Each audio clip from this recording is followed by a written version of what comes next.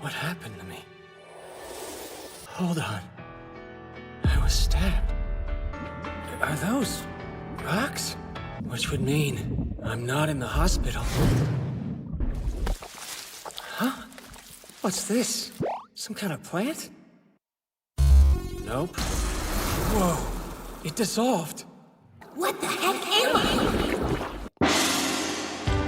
Is this really possible? Can it be that my totally real and not made up hot muscular dude bod has now been streamlined into this small gelatinous form? Well, death by stabbing isn't the best way to go, but at the very least it's not Truck-kun this time. Hey, no, we can talk about this. Ha! Joke's on you, I have spare bodies. No getting isekai'd for me today. So, That Time I Get Reincarnated as a Slime is a show that I personally love, even if some of the more recent seasons have, well, let's be honest, pretty bad pacing. But still, the characters are fun, and when we do get fights, they are always a treat. And with the variety of characters this show has, I actually had a pretty hard time deciding which ones I was going to build, so this very well might have a part 2 depending on how well this video does. We've got the Ogre group who joined after getting their asses hand-delivered to them by Rimuru, the Goblin Riders who I love, especially Gobta, the Lizards, Orcs, and even the Tempest Wolves. But I try to limit the amount of characters I make to between 3 and 5, both to save my voice, but also to save my poor editor from having to edit like an hour-long video of me yapping. And while I could have made any number of characters from these groups, I decided to just make a few standout characters, starting of course with the big slime themselves, Rimuru Tempest. Like with plenty of isekai anime, this one starts off not in the fantasy world of the rest of the series, but in modern-day Japan, with a certain Satoru Mikami meeting up with one of his friends/coworkers, and said friend's new girlfriend. But we don't really have time to focus on that because neither of them are going to be important for the rest of the series as far as I'm aware. What is important though is this guy right here, because he is what set Satoru down the path of becoming a demon lord by stabbing him to death, right in the middle of a busy sidewalk. And while he lays there on the ground, his blood pooling around him, and hearing a strange voice asking him questions, Satoru starts to list off things he wished he'd done in this life, things he wants to do in the next one, and things about how he's feeling. Each one of these statements being acknowledged by the strange voice. But he also makes sure to ask his best friend one extremely important favor. My computer's hard drive. I need you to dump it in the bathtub and fry it. Clearly his top priority, as he is currently bleeding out in the street. But unfortunately, after reiterating his request to his friend, that is where things end for Satoru Mikami, and at the same time, where they begin for a single small slime. One slime that will change the course of this world forever. As Satoru, unlike many other isekai protagonists, doesn't actually get to keep his body when he goes to the next world. He also doesn't get to choose any sort of broken ability, because he kind of already did. Because while he was in the middle of dying, making all those wishes and declarations of what he wanted to do in his next life, all of those things were being taken into account by something in charge of reincarnating him. Things like being too hot, giving him heat resistance. It's too hot! Request confirmed. Acquisition of the skill Heat Resistance is successful. Complaining about getting him stabbed, giving him stab resistance, and a bunch more like not being able to feel pain, not needing blood, and even going so far as to effectively give him an AI assistant with the Great Sage ability, thanks to, well, reasons that aren't really important. And all of these factors, every ability and request led him to being given the perfect body. One that doesn't feel pain, is resistant to hot and cold, and of course, can't be stabbed to death, the body of a slime. Too bad for him though, as the slime body is, well, a slime, no eyes, ears, or mouth to scream with, and he spends a while just vibing in the cave he spawned in, eating plants and rocks out of sheer boredom. That is until he bumps into the first of many friends in this new world, a dragon. Specifically, one of the only true dragons in this world, Veldora the Storm Dragon, who after befriending, gave our slime a new name, Rimuru Tempest. Because in this world, monsters like slimes, goblins, and the like don't usually have names, and if they do, those names give them strength, with the amount depending on who gave them the name. So Rimuru, being named by one of the strongest creatures in the world, gets quite the level up. And he hasn't even left the cave yet. Now, unfortunately, Veldora is kind of stuck here, so to fix that, Rimuru, eats him, with consent of course, to help break his seal, which is going to take some time, so in the meanwhile, he goes off to become the leader of a goblin village, takes over a pack of wolves, merges both groups into one, and then names each and every one of them. This one's name is Gobta, he's my favorite, he'll be important later. Now, around here is where Rimuru decides on what he's actually going to do with his new life here, and that starts with turning this small goblin camp into an actual functioning village. And along the way, Rimuru actually does meet up with somebody else from Earth, a girl named Shizu, who's been here since somewhere around World War II. And unlike Rimuru, who had to die to get here, she was summoned. But sadly, she also doesn't stay in the story for too long. No details, but yeah, she passes on, leaving Rimuru with her corpse, which she asked him to take care of, and a mask. And Shizu is also why I've gone so long without bringing up Rimuru's character sheet, because up until now, I didn't really have anything that gave me a solid answer on what he was. And yes, I know plasmoids are a thing, but they really don't fit him at all, and I wanted to go with something else. Mostly because plasmoids can only take on a vaguely human shape.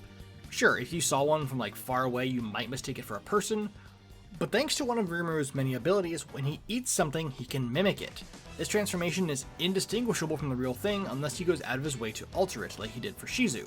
So instead of going with plasmoids, given his ability to perfectly copy Shizu's form, I think the changeling is actually the better fit. And as long as your DM is cool with it, you can just have your true form be that of a slime instead of a faceless, featureless humanoid thing.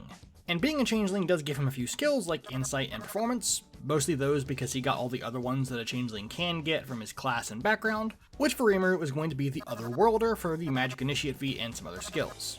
There is a small issue with his stats since Rimuru is one of those characters that's just kinda good at everything, so we're gonna have to make some choices here. And for what I have planned, these stats seem to make the most sense. High charisma, dex, and especially constitution given his lack of pain. And simply because he won't be needing in here, Rimuru is going to dump strength. Again, he sadly can't be good at everything, so this spread will have to do. And just like his stats, Rimuru is a character that has a ton of different abilities. He's good at melee combat, he's got one-hit kill spells, he's a tank, he grows wings, eats people, heals, and plenty more. So some abilities aren't going to make the cut, or at the very least aren't going to be as strong as they actually are for him. Now with how many different abilities and skills Rimuru has, there are an equal amount of ways you could build him if you wanted to focus on different things. But I tried to have a little bit of everything. And the best way to do that here was with the Divine Soul Sorcerer, given his rebirth as a slime, healing abilities, and extreme wide range of spells.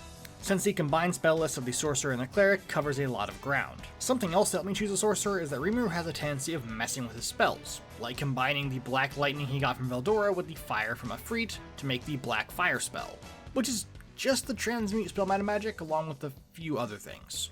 I also mentioned his healing before, which is technically not a skill, he just has a stupid amount of healing potions in his stomach? His slime stomach. But that's still pretty easy to say, he's just healing them with spells. And funnily enough, this next feature also works if your allies happen to be healing via potions, the level 6 feature for the Divine Soul Sorcerer, Empowered Healing, letting him or anyone nearby re-roll healing if they roll low. And given that Rimuru has access to the entire Cleric spell list, including the new 2d8 Cure Wounds, that healing is going to be pretty consistent. But Rimuru is a lot more than just a heal bot. He can fly with bat wings, regenerate, and is pretty handy with a sword.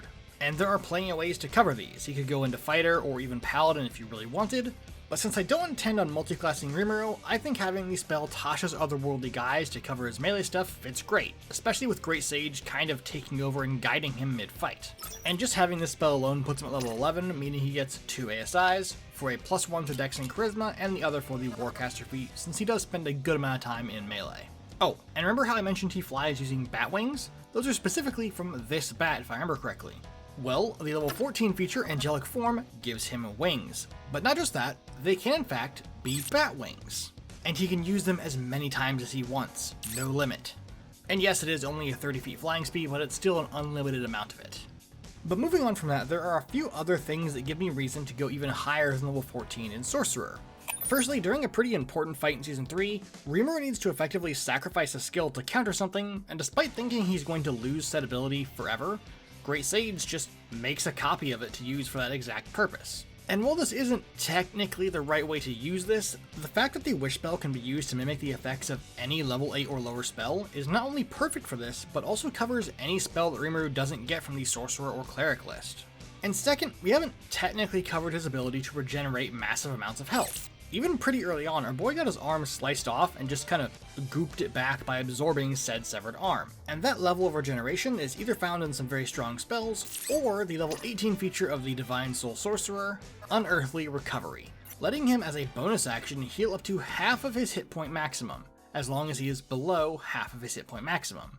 And with a total of 16 in con after grabbing Warcaster and the Durable feat, he's going to have an average of 85 hit points with another 40 added from the boon of Fortitude level 19. for around 125 average or a max possible hit points of 220, with plenty of healing to keep himself or his allies going. All the while he's blasting spells like Delayed Blast Fireball, Firestorm, Call Lightning, and more. Rimuru might be a slime, but he is in fact the strongest slime, so don't underestimate him. Oh yeah, I hope Tamara remembered to wipe my hard drive for me. Man, I hope he didn't look to see what's on it.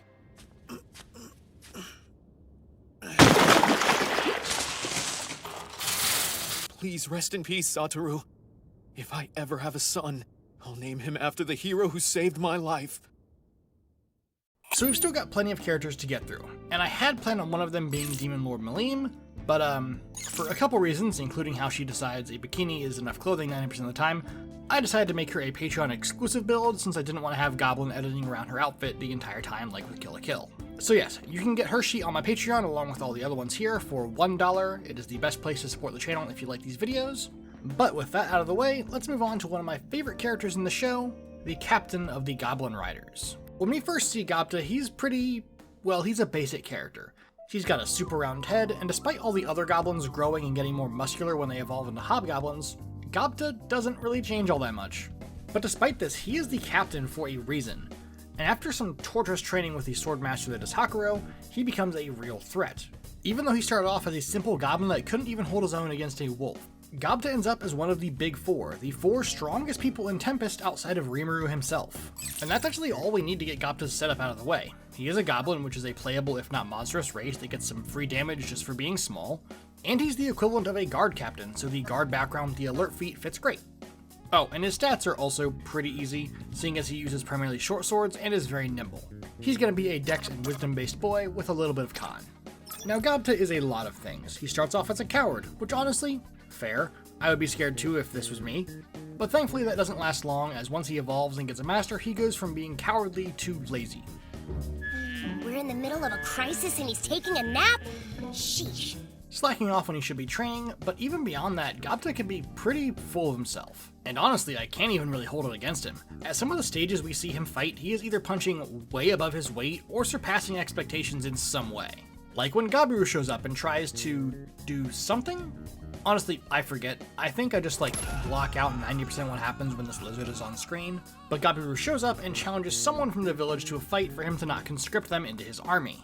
And not only does Gobta accept the challenge, with some persuading from Rimuru, but he one-taps a Gabiru, the champion and strongest member of the lizard folk. He just one-shots him. One clean kick to the back of the head and he is out.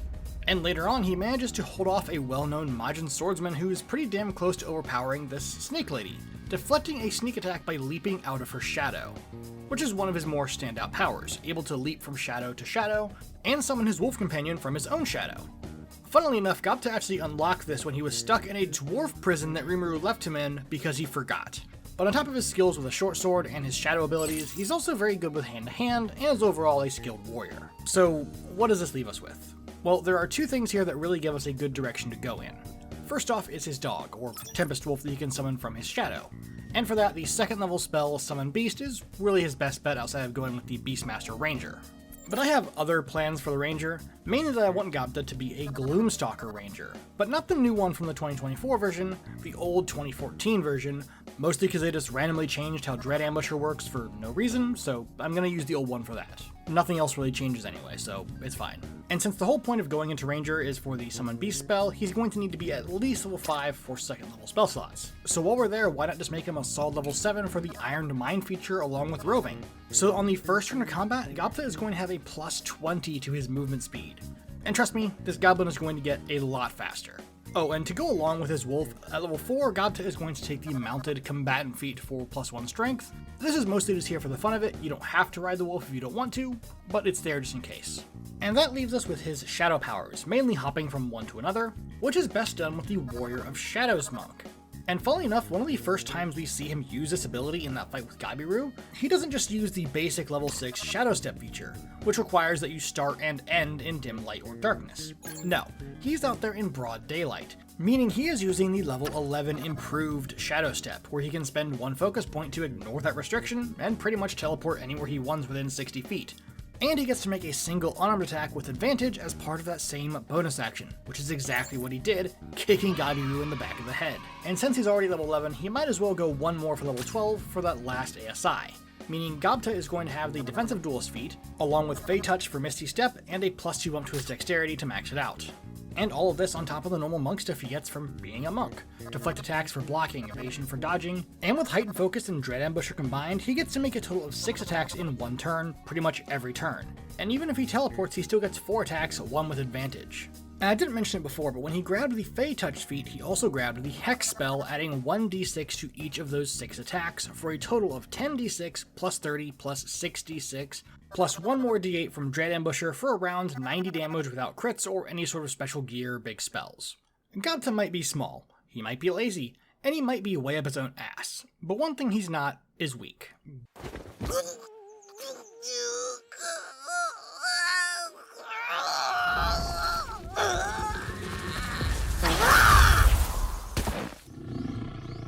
Whoa! He summoned one? And that's all it takes, so why don't you guys give it a try now? Like I mentioned at the beginning of the video, I had a really hard time picking the other characters to build here. I thought about maybe building Diablo or even Ranga for fun, but in the end I went with another member of Rimuru's Big Four, Benimaru, an ogre that joined the village pretty early on in the series after he and his allies got their butts handed to them by Rimuru. And even this early on, he's still pretty strong, all things considered. Sure, he didn't stand a chance against Rimuru, but the group did manage to overpower the Goblin Riders, Gobta among them. And they even managed to surprise Rimuru with their teamwork and skills, Benimaru with a mixture of swordsmanship and natural affinity with fire, and Hakuro with the pure speed and precision of his attacks. And while I might cover the rest of the ogres later on, for now we're just going to focus on the prince here and how he ended up in a fight with the soon-to-be demon slime that is Rimuru.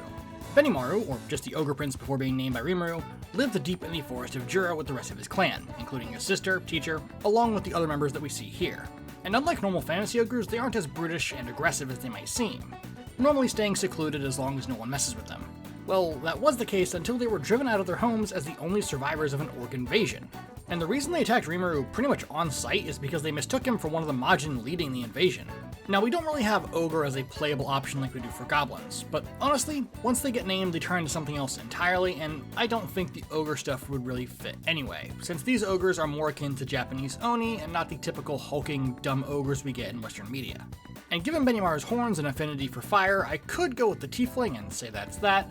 I want them to do something a little different and really focus on Benimaru's control over fire by making him into a Fire Genasi, giving him fire resistance, a free produce flame cantrip, and 2 spells. Those being Burning Hands and Flame Blade to cover his Ogre Flame. Now as for his stats, being one of the Big Four means a few things. Obviously he's strong for one thing. He's also pretty smart. Not a genius by any means, but when it comes to tactics and manipulating the battlefield, that is another thing completely. So with that in mind, I went with these stats, mostly focusing on strength and intelligence, since he's still really good with his sword while being able to mix in fire magic without any real trouble. And like I said, I know he's not a genius, but he is going to have high intelligence because this is more of a battlefield control thing. The only other stat he really cares about is his con, so that's okay, but not great. Benimaru is here to deal damage, not take it. And on the note of dealing a bunch of damage while using both his sword and spells in combat, there are really only 2 options. Either A, go with a martial character that gets spells, so you're able to hold your own in melee combat while also tossing out spells, or you go with the Blade Song Wizard, which while great in melee early on, still focuses more on spells. And as much as I do love the Blade Song Wizard, it just doesn't fit with how Benimaru fights thematically. So instead we're going to go with the first option, which in this case means the Eldritch Knight Fighter, giving him spellcasting and the ability to exchange some of his attacks for cantrips and later on spells. I also went ahead and gave him the Great Weapon Fighting style since he tends to use his sword in 2 hands, and of course this comes with a drove of fighter abilities as he levels up, with a total of 3 attacks and 6 ASIs that we are going to use to make sure his intelligence is high enough for his spells to land, but also fill in some gaps in the build to make Benimaru more himself. Like the Great Weapon Master feat to snack people around with at level 4, Warcaster 2 levels later at level 6 so he doesn't have to worry about dropping any spells, or having his hands full when he is using a sword. And at level 8 he is going to very simply take a +1 bump to strength and intelligence. Now technically Benimaru could have gotten some stronger fire spells if he went with the wizard option here, mainly Firestorm. But the fighter does actually get up to 4th level spells if you go deep enough into the Eldritch Knight subclass, meaning that Benimaru can still get his Hellfire with the beloved Fireball spell once he hits level 13, and Wall of Fire at level 19. Unfortunately, both of these are too high level for even improved War Magic to let him use on the same turn that he attacks unless he action surges, but he could still use the first and second level fire spells like Burning Hands, Agnazar's Scorcher, Flaming Blade, Flaming Sphere, and Scorching Ray on the same turn that he attacks. And some of these, like Flaming Sphere, get the benefit of Eldritch Strike, making them harder to dodge if he smacks you first. And considering that he can attack and then cast the spell, it's not too unlikely that he would do that. Oh, and to finish off his ASIs from before and make sure his fire spells are hitting as hard as they can, Benimaru takes Elemental Adapt Fire and then 2 more ASIs, one for a +2 in Strength and the other for a +2 in Int, leaving him with a 20 in both stats. And lastly, being a full 19 levels in a single class, Benimaru gets an epic boon, upping his strength to 21 with the boon of Combat Prowess, meaning he's never going to miss that first attack on his turn, so he can always sack 2 attacks for a spell if he needs to, and won't have to worry about missing out on the damage of that one attack. And with all this, Benimaru has some pretty good damage potential. Using a D10 longsword for a base with 6 attacks using Action Surge, he's getting 6d10 plus 66 thanks to a maxed out strength stat and the Great Weapon Master feat, dealing about 102 damage in a round without any help from spells. And if he does happen to have Flaming Sphere up, he can bounce that on them as a bonus action for another 2d6. But there is another option if your DM is cool and lets you treat Flame Blade as a normal weapon for the purposes of extra attack, mostly because it's kinda useless after level 5 if you don't. But for the purposes of this, let's say he can, he still gets 6 attacks with 3d6 plus 5 for each. That's 18d6 plus 30 since Great Weapon Master does not come into effect here, for about 102 damage. I really didn't expect that. I had this whole idea of Flame Blade coming in and being really busted thanks to just adding a bunch of extra die, but that extra 36 damage from Great Weapon Master really evened things out. Huh. Well, he did still end up doing more damage in the end than Gobta. I doubt what we're about to eat can even be classified as food.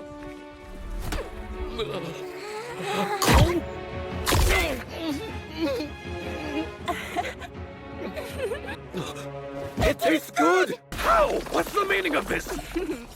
If you must know, when we were receiving gifts from Lord Rimuru, I prayed that I'd be better at cooking. Huh?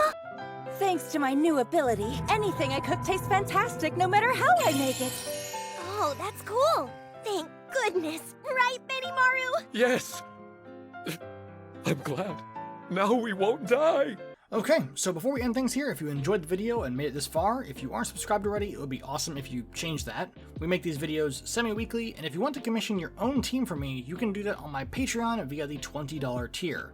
That is also where you get these character files for just $1. And of course, remember, if you want something fun and Ghibli-inspired to throw into your own game, check out the Wandering Tavern, made by our partners over at Homie and the Dude. And you can use our 35% discount code to get 35% off their stuff. It is awesome, even if you just want to, steal the NPCs. And like always, I want to thank my testers for looking over these builds and making sure they work and stick as close as I can to the theme. Also, a huge thank you to my patrons. You guys keep this channel going with your support and made it possible for us to pay ourselves and Goblin. But that is going to do it all for today. I will see you all next time, and as always, have a wonderful day.